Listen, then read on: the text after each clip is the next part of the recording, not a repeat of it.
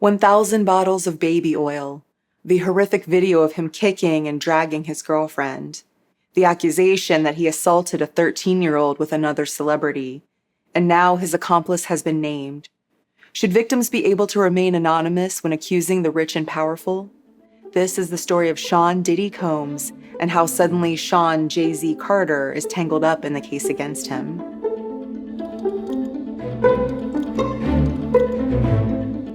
Hi friends, I'm Katie, and this is Katie Does Crime. Thank you for joining me for the first time if you're new here. I'm a Midwesterner who now lives in New York City, putting my writing degree to use by researching true crime cases that interest me and hopefully you. And hello to the usual rapscallions and reprobates. Please consider subscribing or joining me on Patreon if you'd like to hear more true crime stories. You've probably already guessed this by now, but I'm not really a person who listens to Diddy and Jay-Z. I even kind of have a hard time calling a grown man Diddy when that is, of course, to me, the tiny best friend of an animated gorilla. But I also learned that Diddy is slang for small in England, and I love the idea of Sean Combs choosing to call himself a little man.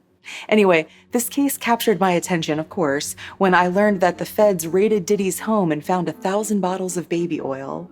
And while each new lawsuit against Combs has been more horrible than the next, the thing that really got me was a woman accusing him and Jay-Z of tag-teaming her when she was only 13.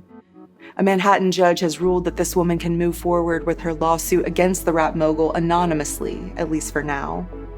The accusations against Combs began in November 2023 when his former girlfriend, the R&B singer Cassandra Ventura, who goes by Cassie, accused him of abusing her for almost 10 years after they met in 2005 when she was 19.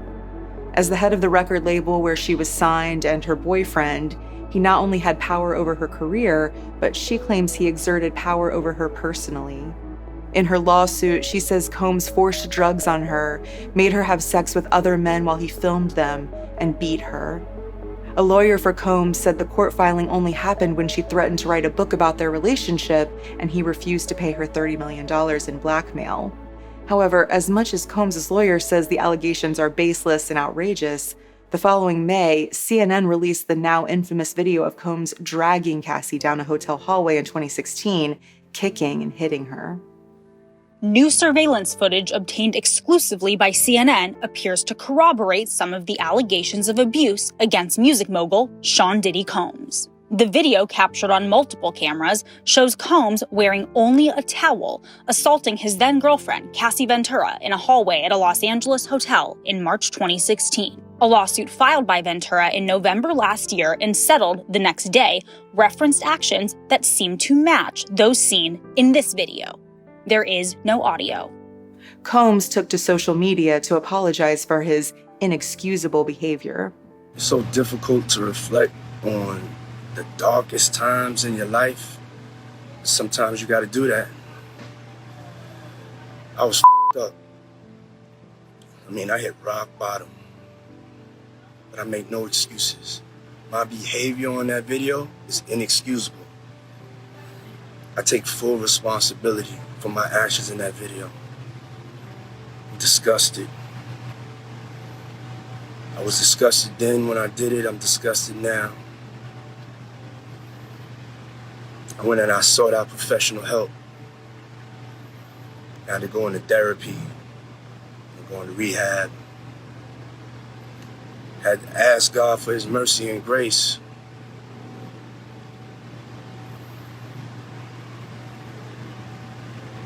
I'm so sorry. But by this time, he and Cassie had already settled the suit out of court.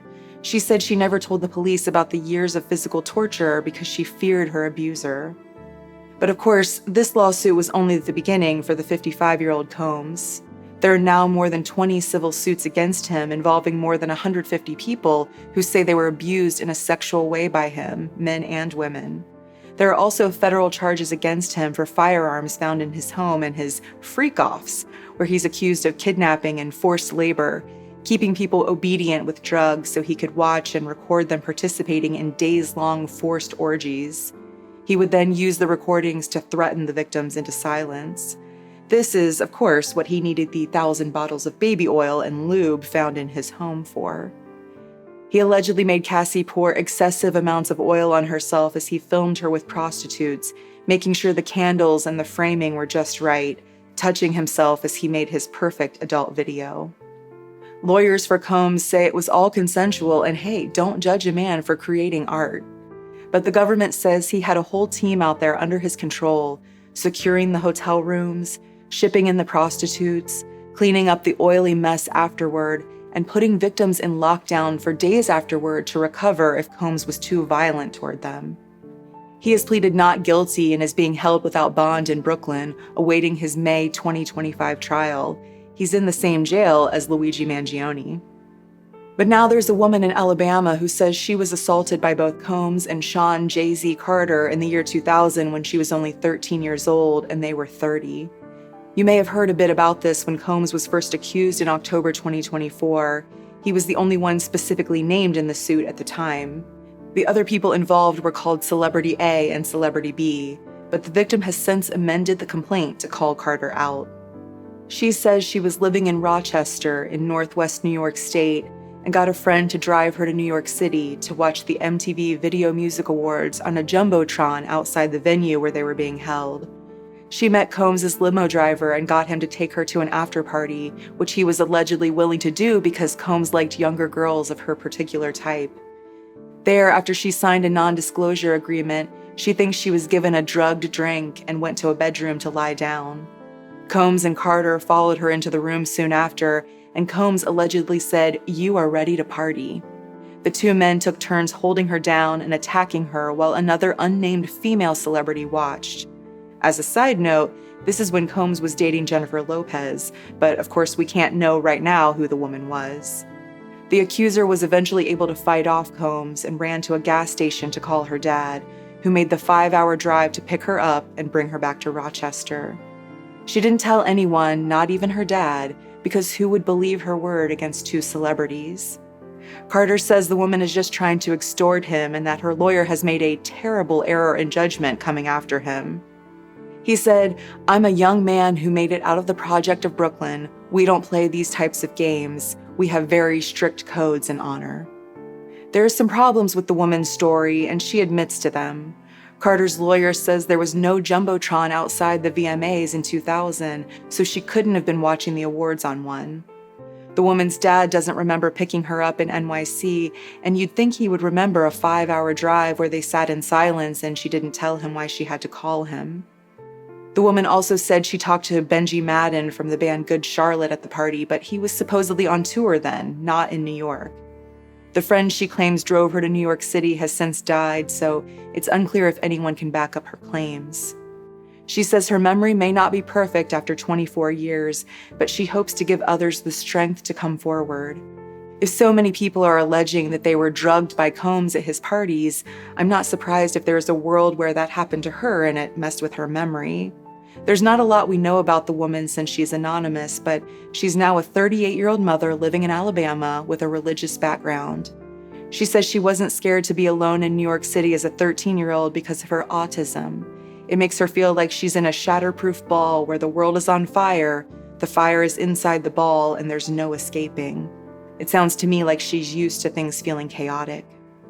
You should always advocate for yourself and be a voice for yourself. You should never let what somebody else did ruin or run your life. Is any part of you scared coming out against such powerful people? Yeah, I'm scared of what could happen, but I'm more afraid of letting it eat me alive from the inside out than I am of,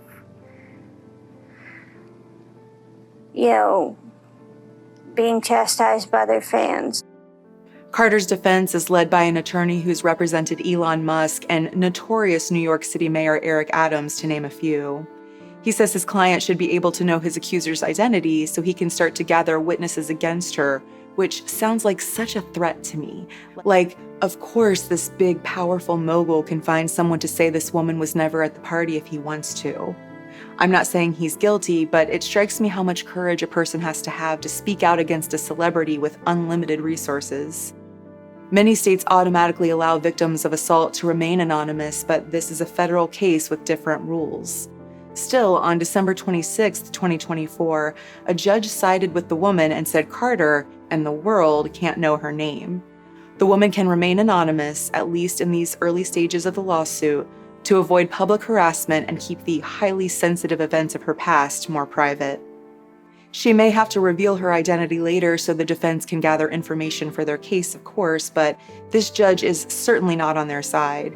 She accused them of filing repeated combative motions and demanding that the judicial process be fast-tracked to the benefit of Carter, effectively issuing what legal insiders call a bench slap against the team for their unprofessional behavior. She said they have a chronic inability to follow the rules of the court and have made attacks against the woman's lawyer rather than, assume that Carter's alleged innocence will speak for itself. Carter actually retaliated against the woman's lawyer by filing a case against his firm under a pseudonym, which is interesting for someone trying to get his accuser outed. And just one more thing. The woman's lawyer says she never wanted a penny from Carter. She would have been fine with a confidential mediation, but was denied. I don't know if that's true. That's certainly a point in her favor in my eyes. It's not a great time to have been Sean Combs' friend, and we'll see if this is the first of many lawsuits of its kind. What's sort of funny to me is reading all these articles where journalists are like, he was an icon of the industry, raising up the people around him. No one ever expected this. And then there's me, a person who knew nothing about Combs, reading in the court's decision that his companies were called Bad Boy Entertainment and Daddy's House Recordings. And I'm like, really? No one saw this coming from the CEO of Daddy's House? As always, please let me know what you think about this case in the comments. Thank you for tuning in today. I'm just a true crime fan like you are, and I really appreciate you taking a chance on me. Please like and subscribe to my channel if you liked spending this time together. I would be so appreciative. Until next time, I'm Katie, and this has been Katie Does Crime.